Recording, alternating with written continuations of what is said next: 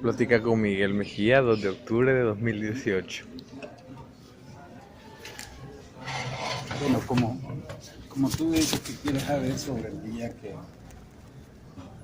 las fuerzas policiales de diferentes cuerpos del gobierno, la Policía Nacional, la Policía de Hacienda, la Guardia Nacional, o un soldado que llegaron a las oficinas de Cripo.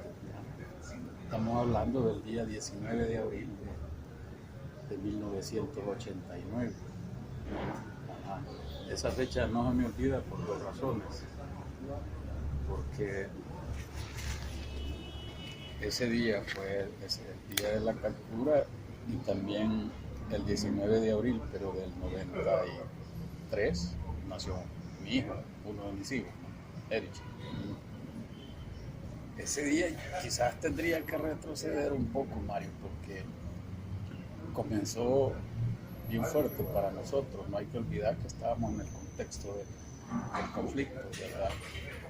Y que organizaciones como CRIPES estaban en el ojo del gobierno y de los cuerpos represivos.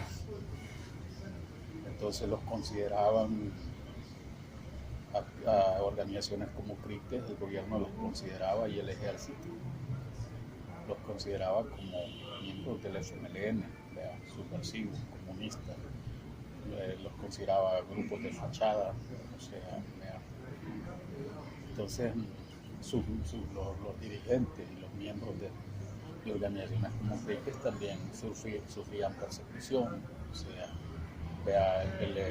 la inteligencia del gobierno y del ejército vigilaba a los miembros de estas organizaciones. Ese día yo me acuerdo que llegué a una parada de buses en San Bartolo y Lupán como a las 7:30 de la mañana, y ahí tenía que esperar yo ese día a quien ahora es mi compañera de vida. Entonces yo desde que llegué a la parada noté un microbús parqueado y como tres tipos fuera del microbús parados y recostados en una pared y viendo la parada de bus hacia donde yo me encontraba esperando el bus. O sea, yo tenía la opción de irme, porque me pareció sospechoso, y nosotros siempre andábamos, como dijéramos, con el sexto sentido, ajá, y siempre andamos con precaución. Yo bien, por mi mente cruzó irme, pero pensé en mi compañera y sus hermanas, vean. Entonces, si me iba a ellas, siempre las iban a capturar, les iban a hacer cualquier cosa. Entonces decidí quedarme y enfrentar eso. Allá al rato, al momento vi que apareció mi compañera con la hermana mayor de ella, que ahora vive exiliada en Canadá, que se llama Gloria. Y, y aparecieron con el hijito de mi compañera y una hermanita de mi compañera que tiene un problema en una de sus camillas. Entonces, estaban pequeños y los pasaban a dejar al colegio luterano en la 5 de noviembre, a la niña y al niño. Entonces, al colegio ahí. Entonces, bueno, nos subimos al bus, cabal, cuando nos subimos al bus de la 29, el microbús que estaba vigilando empezó detrás del bus, pero dos tipos se subieron al bus como pasajeros y iban encima de nosotros. Entonces el bus iba lleno. Entonces nosotros nos fuimos hasta casi a la parte de atrás del bus y le dije al oído a ella, mira, no sé si te has percatado, pero aquí viene el enemigo, o sea, vienen dos en el bus y viene el microbús atrás, miralo. Entonces la idea es que nos quieren capturar. Hombres de civil, por supuesto, hombres de civil. Eso te daba la pasta como para que a vos te desaparecieran, porque no andaban identificación, hombres de civil, un carro particular. Ajá. Entonces decirle a tu hermana, le digo yo, los niños ya están grandecitos, pueden irse solos para el colegio, porque se bajaban en el Centenario, en el Parque Centenario, y de ahí caminaban hasta las 5 de noviembre a la iglesia luterana.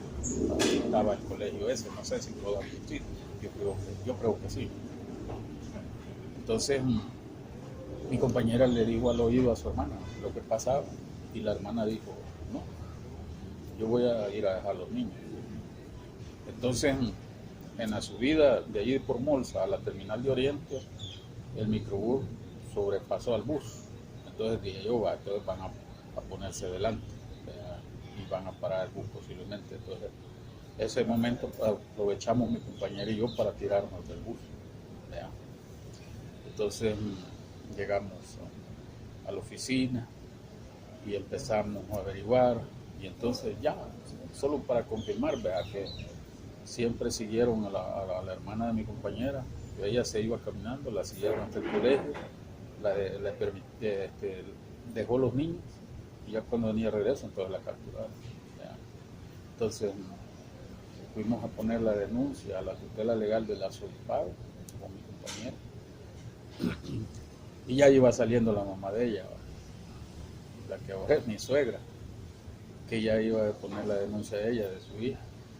Y le dicen, no, pero ya llegaron a la casa, habían capturado a otra hermana que estaba en la casa, en San Bartolo. Entonces regresa la señora a poner la denuncia. ¿Vean? Entonces nosotros nos regresamos a la oficina, a Cripes, que estaba enfrente de donde ahora está. ¿Vean?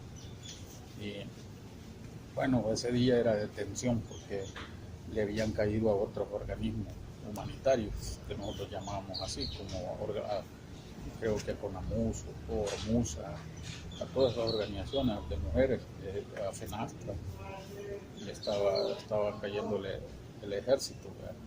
Cateando y capturando.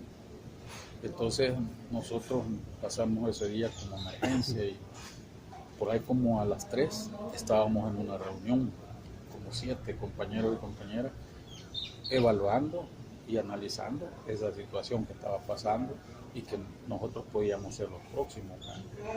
Estábamos en esa reunión cuando llega un compañerito de los jóvenes y dice, Miguel, o sea, no, mira, ahí está el ejército, o sea, las puertas. Entonces ellos lograron cerrar las puertas, y porque nos habían rodeado la oficina, aún yo no sé que iba a usar una escalera para pasar a la parte de atrás de la casa, esa, estaban en ambos lados. Entonces los compañeros que teníamos, que era de disciplina, digamos, y de logística y en la casa, cerraron las puertas, se le pusieron candado con cadena, alimentos que habían para la gente, o sea, para las comunidades, como frijoles, arroz, maíz, se pusieron los sacos de barricada en las puertas, ¿verdad? Entonces se contuvo eso momentáneamente, ¿verdad? Pero y enfrente de la oficina habían ubicado un camión militar con un sonido que te penetraba los oídos y el cerebro, ¿verdad? Y no dejaba oír nada. Entonces, y la embajada, por paso, la embajada de los Estados Unidos, no hicieron nada. O sea, entonces, como te dijera, viene y eso nos dio tiempo, ganar cierto tiempo para tomar el nombre de todos los que nos encontrábamos en el local, ¿verdad? Porque acordate que estamos en el medio del conflicto, la oficina de Cripes todos los días estaba llena de gente que venía de las comunidades, pero que no venía a descansar o no venía huyendo, digamos, ¿no? Venían tal vez con alguna responsabilidad, a poner una denuncia. No existía la tecnología que ahora existe, ¿verdad? Que hoy una cosita y se sabe rápido, ¿verdad? Entonces, viene y dice, hay un montón de gente todos los días, tanto de Oriente, de Usulután, de San Vicente, de Chalatenango, de Cuscatlán, de La Libertad. Y entonces, para no cansarte, habíamos quizás como un total de 72, 75 personas, mujeres, ancianos, habían heridos también, habían heridos en silla de ruedas. Entonces sacamos todo el nombre, ¿va? Porque había veces no nos sabíamos el nombre, o tal vez en ese tiempo no usábamos nuestro nombre original, usábamos seudónimos la mayoría de gente. Se sacó todo eso, la lista, y se logró dársela a un periodista. Y se logró hacer la denuncia internacional también en ese lapso de tiempo, antes de que ellos entraran. Se logró comunicarse a Estados Unidos, más que todo, a la solidaridad, y se les dijo todo lo que estaba pasando. Entonces se armó lo que nosotros decimos en salvadoreño, todo el tepergue, ¿va? Hasta después se le ocurrió al ejército cortar la línea telefónica, ¿ya? Entonces, te digo, entre las tres lograron entrar, digamos, entre 8 y 8 y media de la noche, pero porque forzaron las puertas y destruyeron el techo de la casa para meterse por arriba. Ajá. Ya ahí fue donde nos capturaron. No podíamos ofrecer resistencia porque éramos grupos legales, o sea, legales ante el pueblo, ante el mundo, ¿verdad? O sea, en la lucha de los desplazados y refugiados, por denunciar la violación de los derechos humanos, los bombardeos en el campo, las operaciones militares, las capturas, los desaparecimientos. Entonces no se podía ofrecer resistencia también por los demás personas que estaban ahí, como niños, ancianos o heridos. Entonces, cuando te digo resistencia es porque también en ese momento el movimiento social popular tenía grupos de autodefensa que no usaban armas de fuego ni nada, pero que sí usaban las famosas mechudas, por ejemplo, que se habla, que eran a veces cubiertas con papel de colores, pero eran hierro para defenderse de los antimotines, por ejemplo, en las marchas. Ajá. Entonces, todo eso. Y ya fue que nos subieron al camión, ya golpeándonos a todos, y nos llevaron a la policía de Hacienda. Y te conté lo de la mañana que había pasado con mi compañera y su familia, porque ya estando en la policía de Hacienda y esposado y vendado de los ojos, lo primero que me dijo uno de los tipos al oído, me dijo: te nos escapaste en la mañana, cabrón, ¿verdad? Y me pasaba, yo no sé, pero si hubiera sido el filo del cuchillo me hubiera herido, pero me pasaba quizás el lomo de un cuchillo en la nuca, así, cuando me decía eso, ¿verdad? Te nos escapaste en la mañana, tal por cual, te nos escapaste, digo, puta, así, ¿verdad? ¿Verdad? Y entonces, bueno, ahí viene, ¿verdad? Y acordate que en ese tiempo ya se había logrado, en base a la lucha, de que no te podían tener en los cuerpos represivos, en las cárceles, más de 3 días, o sea, 72 horas. Porque al comienzo, en los años 80, a los prisioneros los tenían el tiempo que ellos querían. Y había veces, muchos compañeros murieron ahí, en las cárceles, en las Bartolinas, en los túneles, en los sótanos de los cuerpos represivos, de los edificios, como la Policía Nacional, así. Entonces, aún cuando llegaban cuando los prisioneros políticos en los años 80 hicieron la primera huelga en la penitenciaría de Santa Tecla, todavía los torturaban estando en las cárceles, los colgaban de los árboles, así. Entonces ya para esos años, el 89, ya se habían logrado algunas cosas.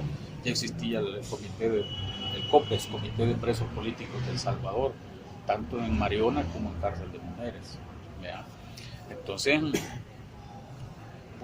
vaya, nos torturaron, ¿verdad? Lo común cuando te capturaban era esto, ¿verdad? Te mantenían desnudo, tal vez solo en calzoncillo, ¿verdad? Vendado de los ojos y esposado con las manos hacia atrás. Ajá. Entonces, y de pie todo el tiempo. Te hacían toda la guerra psicológica, por ejemplo, va de torturar a alguien a la par tuya, de amenazarte que iban a traer a tu familia, a tus hijos o a tu mujer y la iban a matar, de que te iban a tirar de un helicóptero, o sea, los golpes, ¿ya? En todas partes del cuerpo, especialmente en el estómago. Y habían aprendido técnicas que te golpeaban y no dejaban marcas. Tal vez los daños eran internos en tu organismo. Entonces, no permitirte ir al baño, no darte agua, no dejarte dormir, o sea, hacer ejercicios forzosos,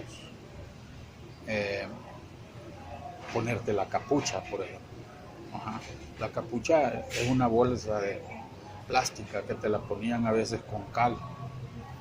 Ajá, y te la metían en la cabeza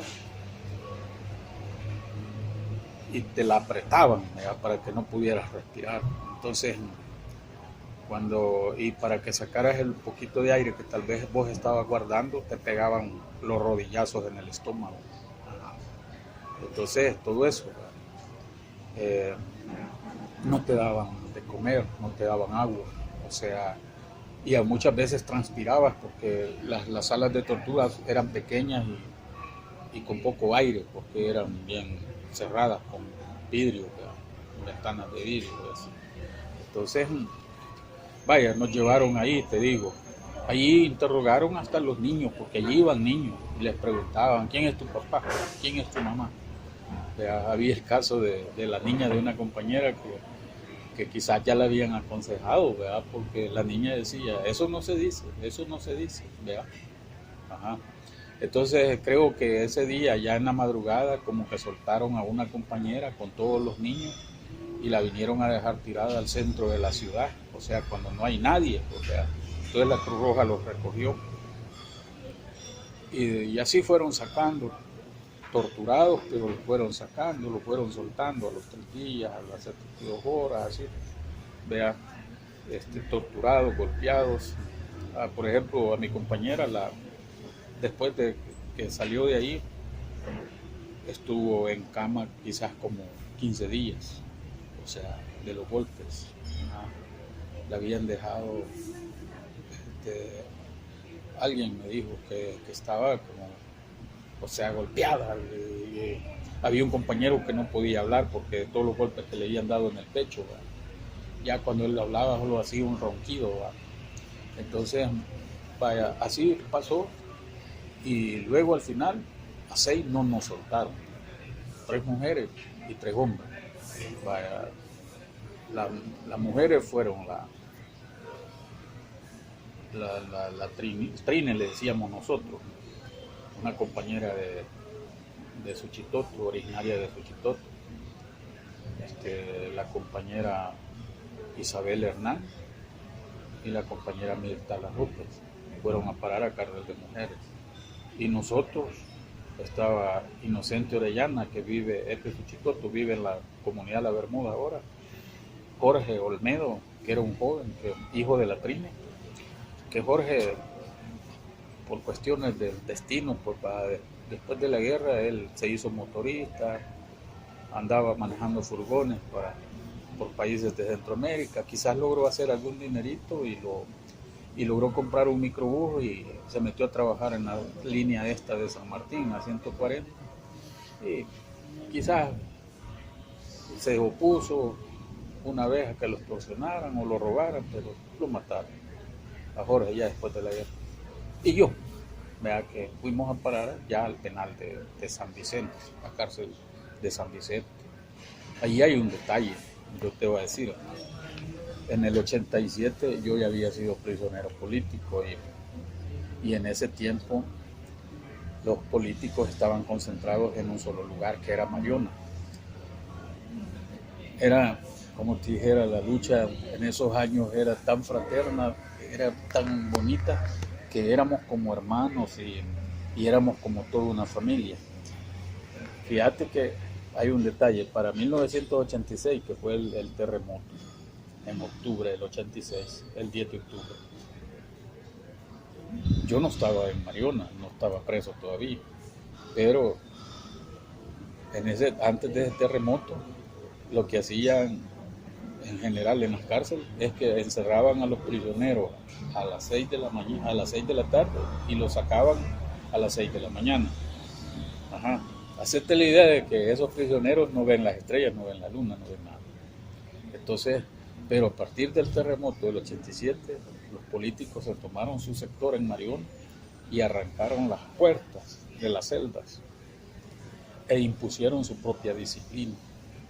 O sea, entonces, a partir de entonces, si los vigilantes del penal querían entrar al sector, entraban desarmados. Si el director de la cárcel quería hablar con los políticos, tenía que pedir audiencia. O sea, y había un censo, los políticos tenían un censo de la población política y tenían categorías: prisioneros políticos de confianza, otros en observación, otros que tal vez los habían capturado acusados de que eran del FMLN, pero no eran, pero allí los podías trabajar, y otros que tal vez no, tal vez habían cometido errores como darle bastante información al enemigo, entregar compañeros o compañeras, entregar información o locales, ¿ya?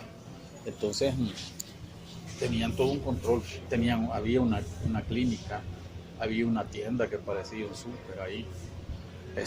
En las noches ellos decidían a dónde te ponían. Por ejemplo, cuando yo llego en el 87, me ubican en la celda donde estaban los campesinos cooperativistas. Éramos 7 ahí. Entonces nosotros no agarrábamos la comida de la cárcel, por ejemplo, porque la comida de la cárcel muchas veces era antihigiénica, a veces con cucarachas, los frijoles, el arroz.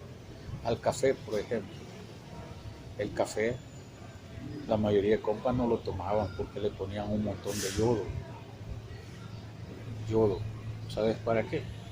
Para el yodo no te permite que tengas erecciones. Entonces le metían un montón de yodo al café, los en la cárcel, los de la cárcel, los que manejaban la cárcel. Entonces nosotros no agarrábamos todo eso. ¿Pero y era para qué? ¿Para evitar relaciones homosexuales en la cárcel? No, tal vez, quizás, porque como allí no había, ellos trataban igual a los políticos que a los comunes, ¿verdad? Entonces puede ser eso, porque también tenían derecho a visita íntima. Los políticos como políticos tenían asignado un sector que era solo para los políticos, cuando llegaba su pareja, pero en visita íntima, que era diferente al día de visita cuando llegan tus familiares o tus hijos o tu señora, pero ya para íntima había ese otro lugar que le asignaban a los políticos. Entonces, te digo, había un radio, le decíamos nosotros, era un sonido que se ponía todas las tardes con parlantes y donde pasabas toda la actividad nacional, hacías tus propios análisis y los comentabas, pasabas las noticias más importantes que tenían que ver con la realidad nacional. O sea, a los compas que no sabían leer, allí se les enseñaba a leer, era aprovechando ese tiempo. Por eso te decían que el sector político en la cárcel era como el quinto frente. No llega, por eso le llamaban el quinto frente Pedro Pablo Castillo. Ahí no llegabas a descansar, llegabas a trabajar y a aprender más y todo eso. Entonces, te estoy hablando del 87, que esa vez salimos nosotros muchos en canjes. Por ejemplo, estaba secuestrada la hija del presidente Duarte, o cuando caía un oficial del ejército prisionero. Habían veces que el FMLN incluía prisioneros de todos los sectores, no solo prisioneros militares combatientes, ¿verdad? Entonces viene y también Duarte en esos días presionado dio amnistía, ¿verdad? Y salimos bastantes en el 87, pero acordate que hemos cortado los 89, entonces salimos en el 87 con esa amnistía también, pero quedaron 23 compañeros presos políticos que no los agarró la amnistía, por diferentes razones. Unos porque sus casos los habían hecho común, otros tal vez porque tal vez habían cometido alguna indisciplina con la organización, vamos a ver qué, pero te estoy hablando de 23 compañeros y casos especiales, duros, como los compañeros que estaban del caso de la acción de la zona rosa, que ahí eran la embajada de los Estados Unidos que decía, esos no salen, y esos no salen, porque murieron marines en Estados Unidos. Entonces ahí estaban, esos no salieron con la amnistía tampoco. Entonces quedaron 23. Ya para esos 23 nosotros sabíamos que iba a ser imposible sostener el sector político, controlarlo. Y cabal, como a la semana, la noticia, el ejército se toma el sector político de Mariona. Y uno de los prisioneros políticos se les opuso y murió porque lo lanzaron de la segunda planta. Perdón. Entonces,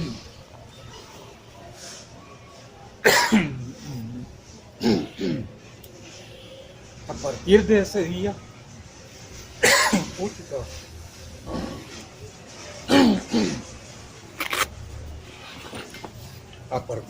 día, Mario, viene y agarraron a los prisioneros políticos que estaban en Mariona todavía.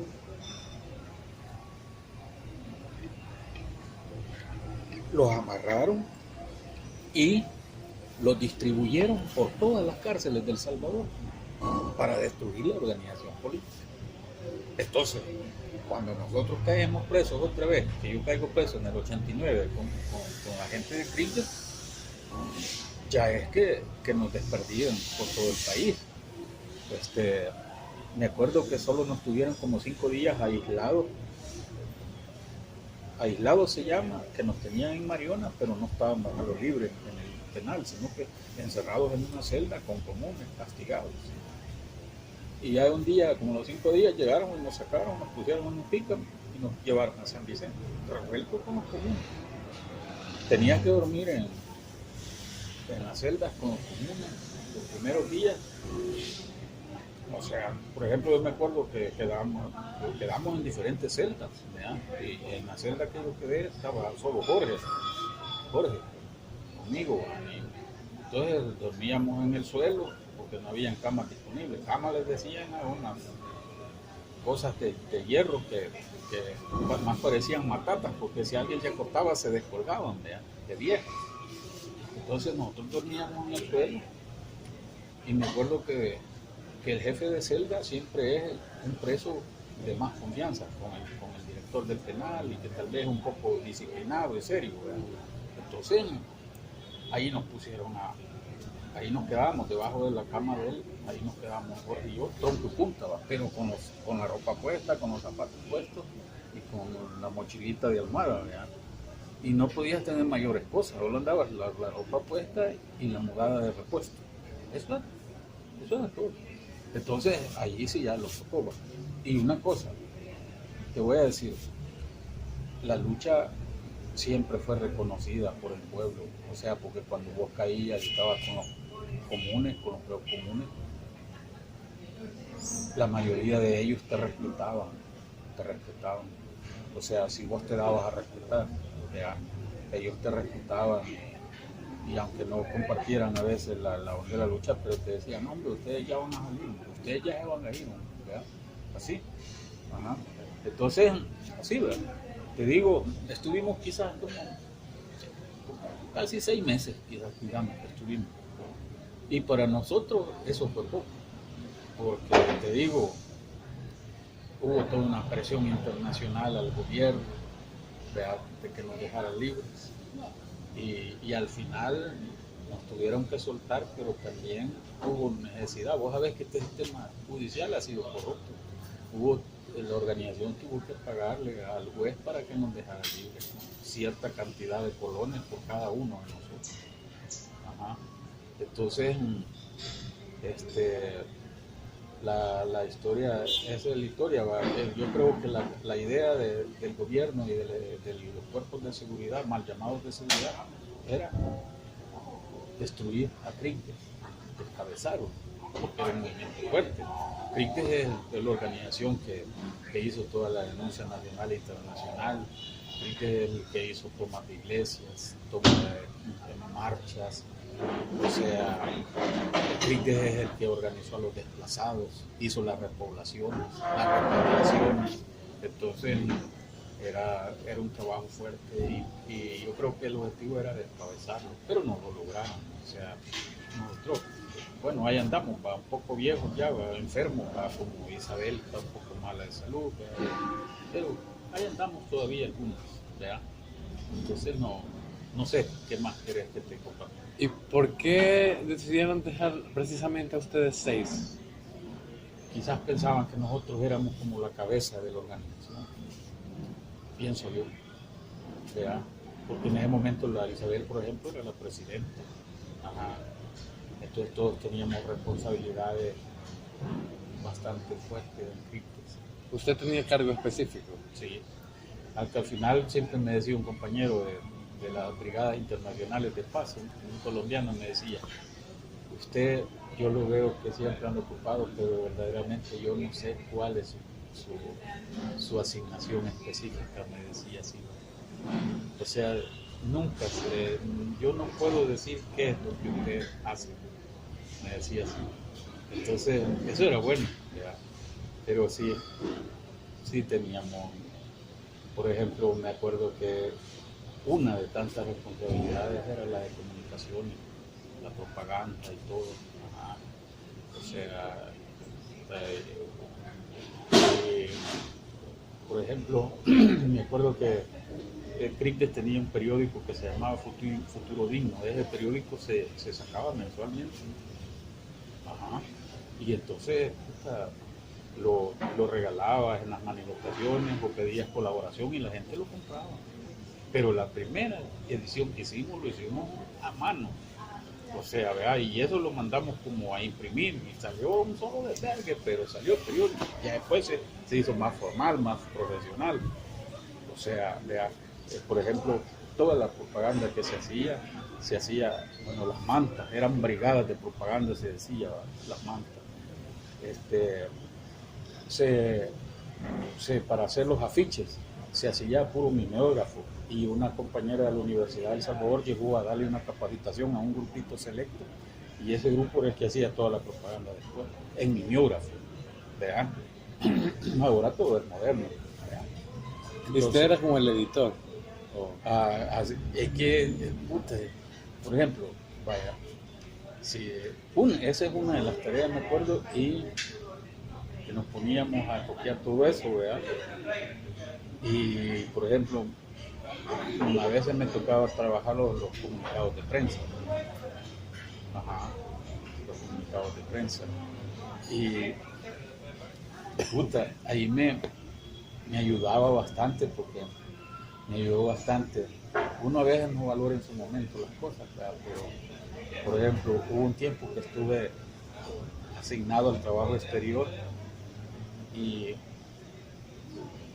me tocó trabajar con este finado Jacob Moon en el exterior y ese me enseñó un poco cómo manejar la cuestión de información, porque en ese tiempo se manejaba, por ejemplo, información de la agencia de Nicaragua que tenían sandinistas, Salprés de El Salvador, los periódicos del Salvador, ¿verdad?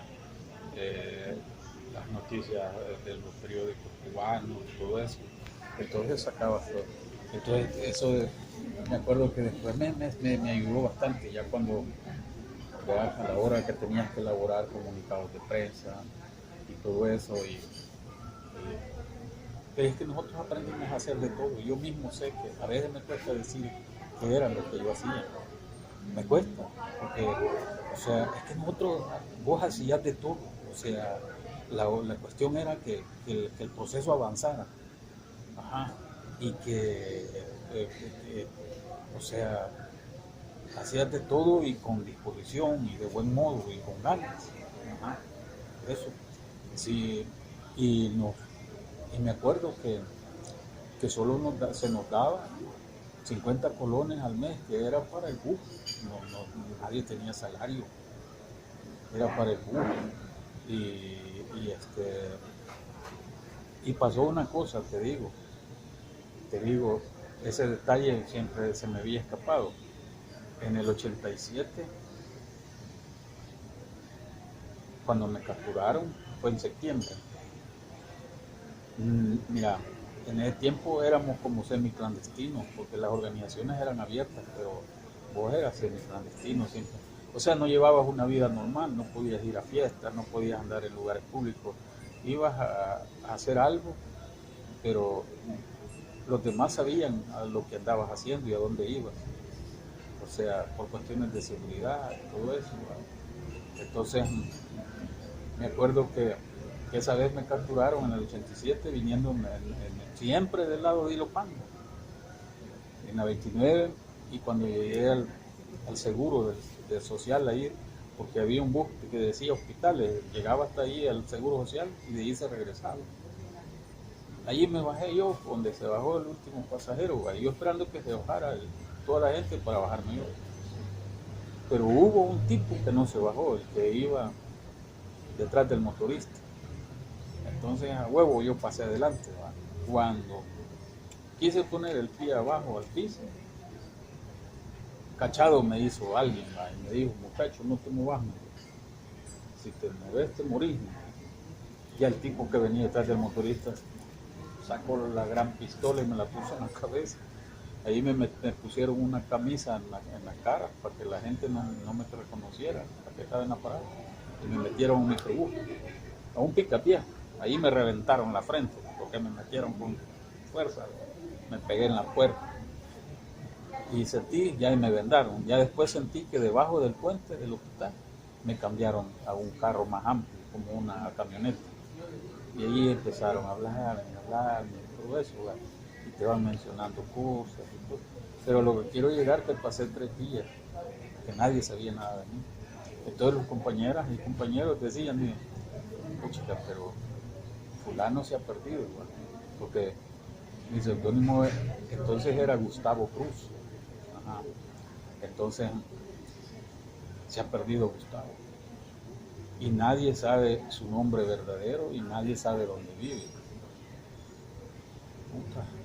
Entonces, mira, un compañero que ahora está viejito y bien enfermo, me dicen, vive en Santana. Es el papá de Rosita, que por cierto, esta cipota después fue presidenta de CRITE. Ahora trabaja con Ciudad Mujer en Santana. Él dijo, yo conozco dónde vive. Y yo solo lo había llevado como 1 o 2 veces, porque él no alcanzaba a irse para mi casa. Y le dije una vez, andate conmigo y vas a dormir a donde mi familia. Hasta yo le prestaba ropa para que se pusiera. Entonces, él dijo que conocía. Y él llegó donde mi familia en ese tiempo y dijo, no, si Miguel salió hace 3 días de aquí. Y entonces ahora me da risa porque le dicen, queremos una foto de él para iniciar la denuncia. ¿Vea? Y entonces, estoy hablando de mi primer matrimonio, entonces dice, ahora vive fuera del país. Y dice, solo tengo esta foto, y era una foto donde yo estoy bien niño. Digamos que en salvadoreño se dice bien virgo, ¿verdad? Y entonces bien dice, dice la dama, que ni me parecía nada, mamá. No me parecía nada, estoy con cara de bicho. Y entonces, pero con esa hicieron la denuncia. Entonces, cuando la carta llegó, que enviaban los organismos humanitarios como tutela legal del arzobispado, la María Julia, enviaba a los cuarteles, ¿no? Y entonces, oí cuando les dijo el jefe a los torturadores, ya vino una carta pidiendo a ese hijo de puta. Ajá. Ahora sáquenle la mierda. Ajá. Eso quería decir que antes de referirme a los tribunales me iban a aplicar todo, de último, ya también. Entonces, es allí donde me empiezan a torturar más todavía y me aplican la capucha un montón de veces, ¿vean? Ajá. Hay un momento donde el torturador también, uno de los torturadores, en otro momento me corta la respiración de aquí, como para asfixiarme. Y me dice, va, si la idea de nosotros era desaparecerte, pero ya vino una carta, ya saben que te tenemos. Y yo ya les había dicho, porque me dijeron, va, y vos ya ves a dónde estás. Sí, les dije, ¿dónde estás? En la policía y Hacienda. Ah, pero eso de nada te va a servir porque nadie sabe que te tenemos, ya me habían dicho. Entonces, nuestra idea era desaparecer, que te dice, pero ahora ya saben que te tenemos. Entonces el tipo me está asfixiando, pero yo no me puedo defender porque estoy esposado hacia atrás y desnudo, solo en calzoncillo. Entonces,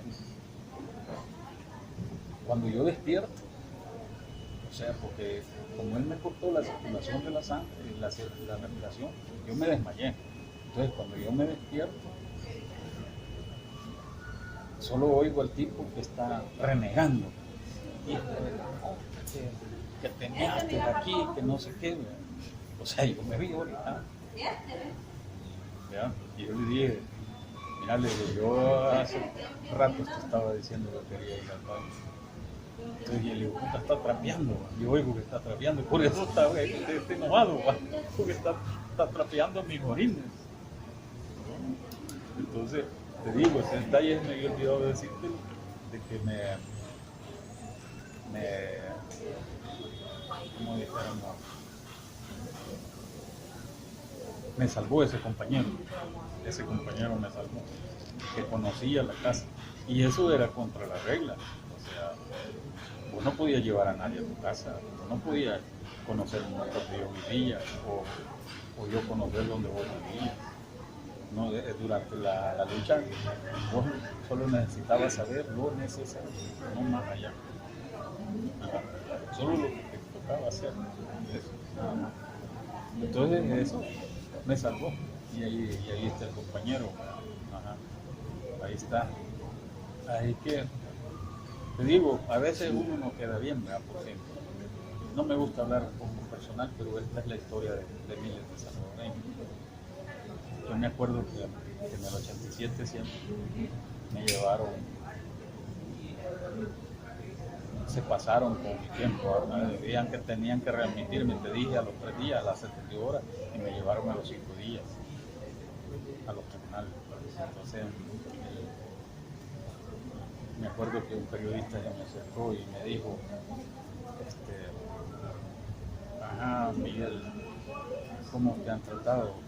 Entonces, era un periodista, Carlos Armando Rivera, de Canal 6, y él me dio la pauta como para que yo me abriera, porque la idea del enemigo era que la declaración que ellos hacían, la hacían a su gusto y bajo torturas.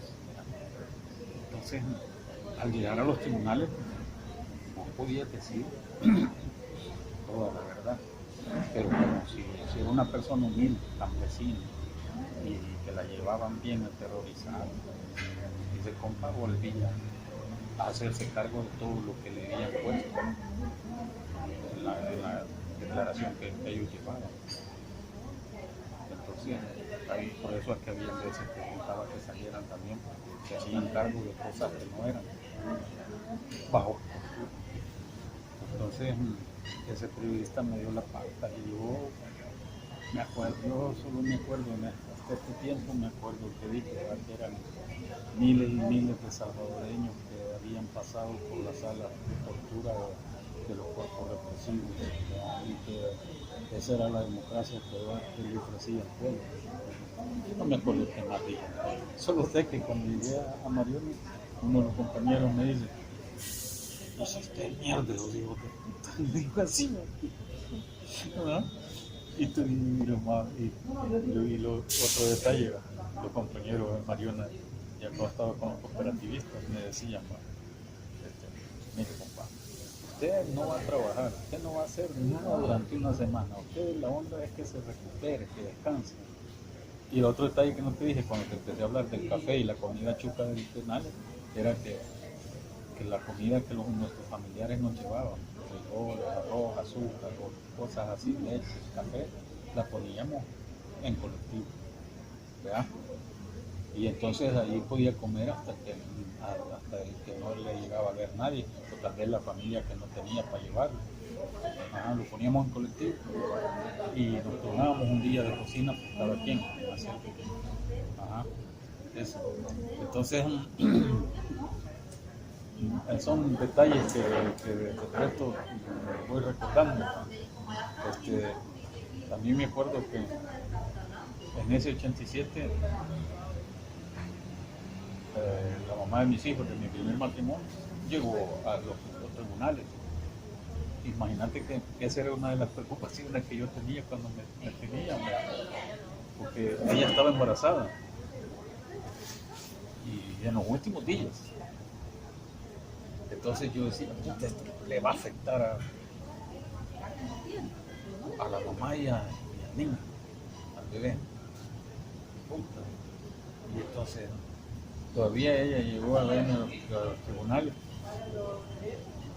pero era una mujer fuerte también, ¿verdad? Entonces viene y uno de los de la policía, siendo un oficial, le dice, acérquese señora, puede hablar con él.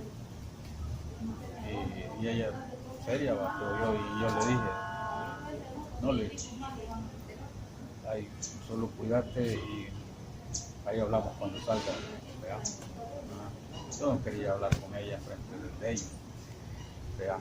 Entonces, y a mí me remiten a Mayón el 23 de septiembre del 87 y el 29 de septiembre nació mi hijo. Ese, bueno, ahora estamos dos, acaba de cumplir unos 31 años. Gustavo, así se llama, Gustavo Alberto. Ajá, sí. Entonces, son detallitos, ¿va? Ya mi segunda familia, ya después de la guerra, o sea, con mis hijos estos, Erich y Camilo, que tengo con mi compañera, ya es mi segunda relación, y esos son con los que yo he estado siempre, ¿verdad? Siempre, pero ya son mis hijos de la posguerra. Ajá, sí. Pero te digo, entonces hay otro detalle que te voy a contar, ahí vos después decís cómo armás eso o qué querés poner y qué no va. Con los años, hoy después de la guerra, iba a dejar a mi hijo Camilito al colegio, ahí en Apopa, ¿va? Cuando estaba pequeño. Me encuentro con uno de los torturadores en la entrada del seguro de Apopa, que trabaja en una de esas agencias de seguridad. Y entonces, de los torturadores de la policía de Hacienda. Y mi reacción fue, no sé cómo va. Le dije a mi hijo, mira hijo, aquí está este hijo de puta, le dije yo. Y entonces,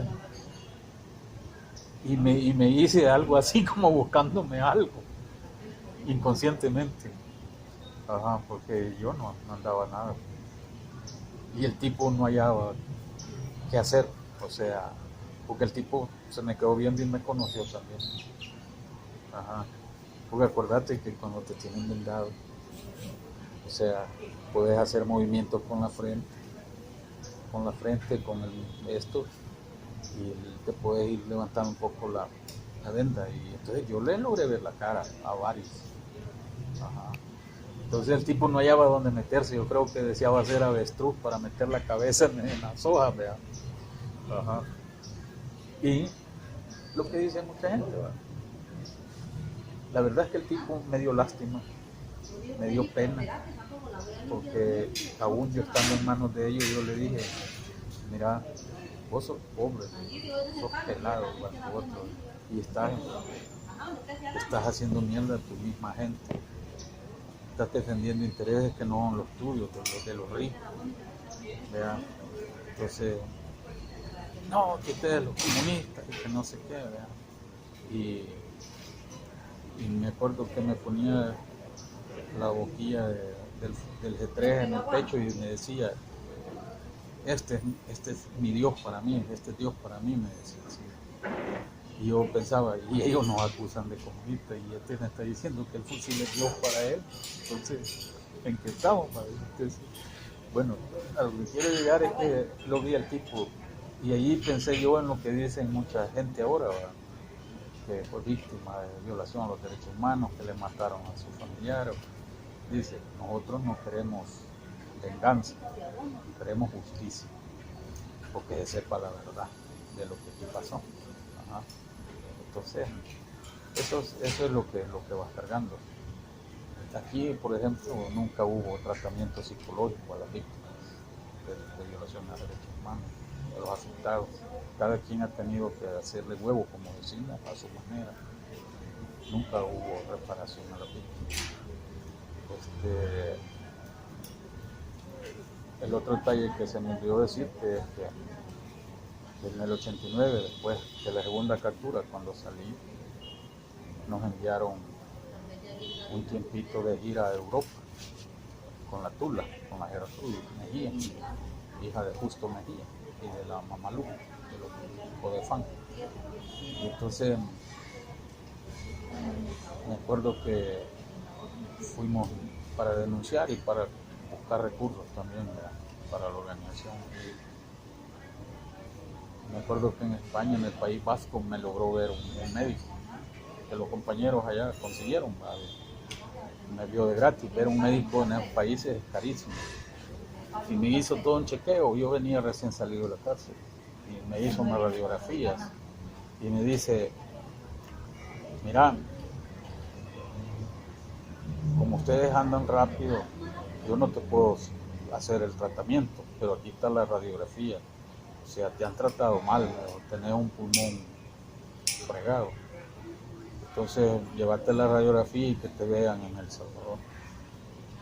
Eso, por ejemplo, nunca lo hice. Ajá. Lo que sí te puedo decir es que dejé de fumar hace como 20 años, más de 20 años. O sea, pero esa era una lesión que yo tenía de las torturas. Ajá. Eso nunca me lo hice. Aún ahora, que yo creo que ya tengo más de 20 años de no ver un médico. O sea, y como te dijera, ese doctor me da un poco de, no sé, porque me dice, mira, yo no sé mucho de El Salvador, cuando me examinó, me estaba examinando. Yo solo sé, me dice, que hay un buen jugador salvadoreño jugando en España. En ese momento estaba el Mágico jugando en el Cádiz. Ah, sí, le digo, yo es medio loco también, ¿vale? Yo, sí, jugué y el Mágico estaba en su juventud, el pelo largo, le gustaba joder, y allá fue a dar declaraciones a decir que hasta allá, a España, logró ver a los guerrilleros salvadoreños, que los vio en la televisión. Ajá. Las noticias, porque aquí todo estaba, ¿ya? Estaba, como dijéramos, ¿cómo le dicen cuando no hay libertad de expresión? Censurado, exacto. Imagínate que en medio de la guerra dar como bajas guerrilleras las masacres como la del Mozote, niños, mujeres y viejitos, decir que eran guerrilleros combatientes, o sea, y eso era lo que la prensa te decía. Ajá. Es como la campaña que lanzó el gobierno y el ejército, que decía, no te enganchen, y sacaban tu foto en el periódico. Ya cuando sacaban eso así, que no te enganchen, decía, escrites igual FMLN, ¿ya? Y ponían tu cara, ¿verdad? Ya era para que atentaran contra vos. Ajá. Y eso lo hicieron. O sea, entonces, todos los detallitos, ¿verdad?, que fueron pasando, ¿verdad? Y yo te digo, yo creo que aquí jamás se imaginaron que iba a llegar el momento, que les iba a llegar el momento de que desaparecieran los cuerpos encargados de la represión por todo los montón de años del país, con los acuerdos de paz. Imagínate desaparecer a la Policía Nacional, a la Policía de Hacienda, a la Guardia Nacional, la Defensa Civil, las defensas civiles, desaparecer los batallones de contrainsurgencia como el Atlacate, el Belloso, el Atonal, el Bracamonte, todos esos, ¿verdad?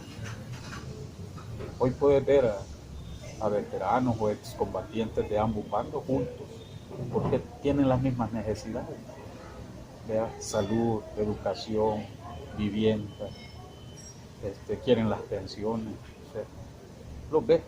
O sea, yo creo que ellos jamás imaginaron de que la tortilla, como dicen, iba a dar vuelta, aunque sea de poquito en poquito, ¿va? Porque ya no estamos donde estábamos en los años 80, pero tampoco estamos donde quisiéramos estar, ¿verdad? Todavía. Ajá. Pero poco a poco, imagínate la amnistía que decretó Cristiani 3 días después de firmados los acuerdos de paz, o sea, para encubrir todas las violaciones a los derechos humanos. Vaya, ahora la Corte dijo que la amnistía, eso fue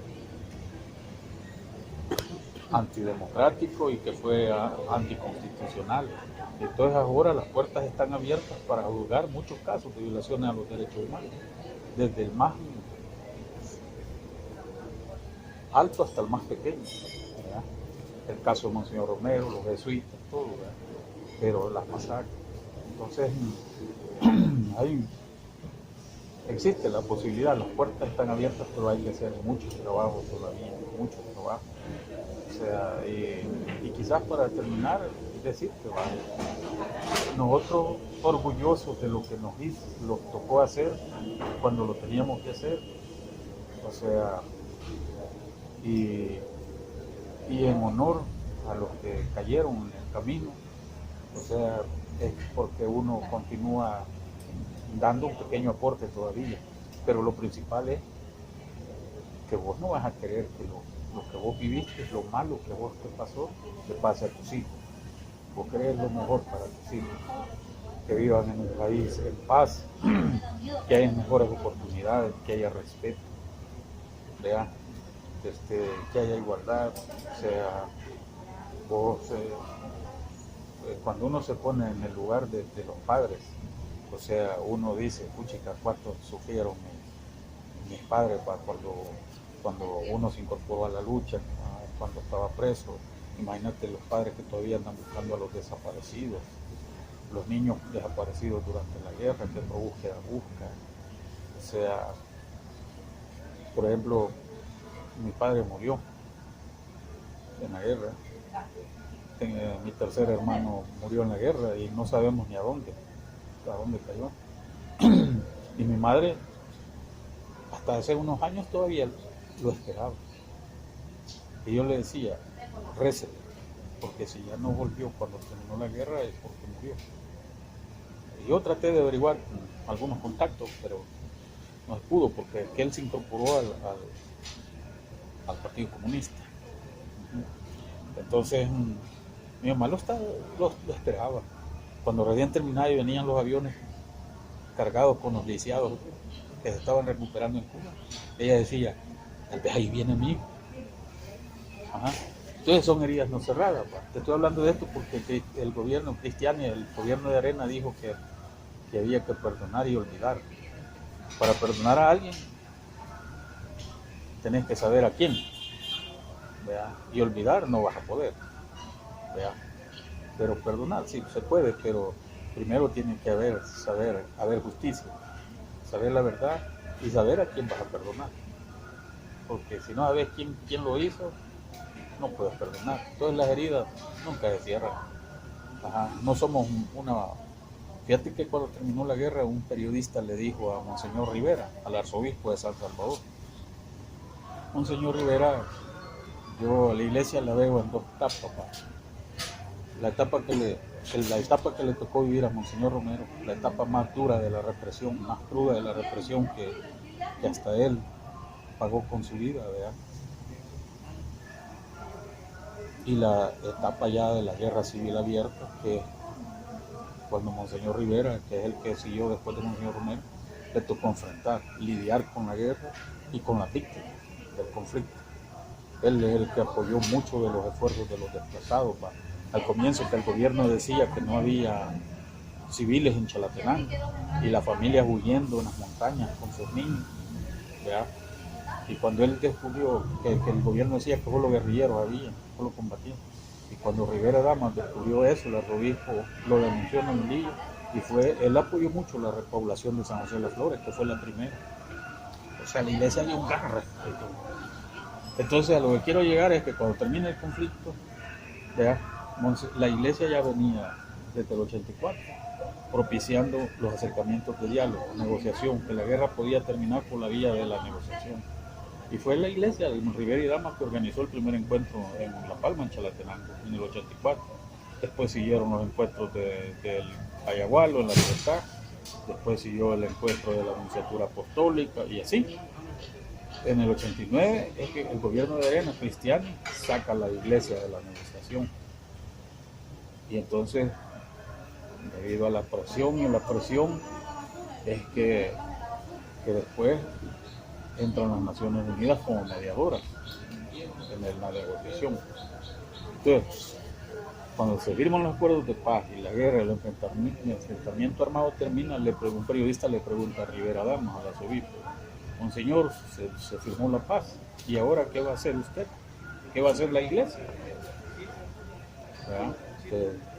Y una respuesta tan sabia que dice: ahora vamos a trabajar por la reconciliación de la familia salvadoreña. Eso no se ha dado. Eso no existe todavía. Vos sabés que ahora la lucha es política, pero sigue habiendo una división ahí, ¿verdad? Que nos dividen, que nos ponen en un bando de derecha y en un bando de izquierda y ahí nos encarrilan, ¿verdad? Y entonces y yo creo que los militares jugaron un papel bien importante en el sentido de estar bajo el poder civil ahora, ¿verdad? Que ya no están al servicio claramente de un sector de la sociedad salvadoreña como la oligarquía, ¿verdad? Y que se apegaron a los acuerdos de paz.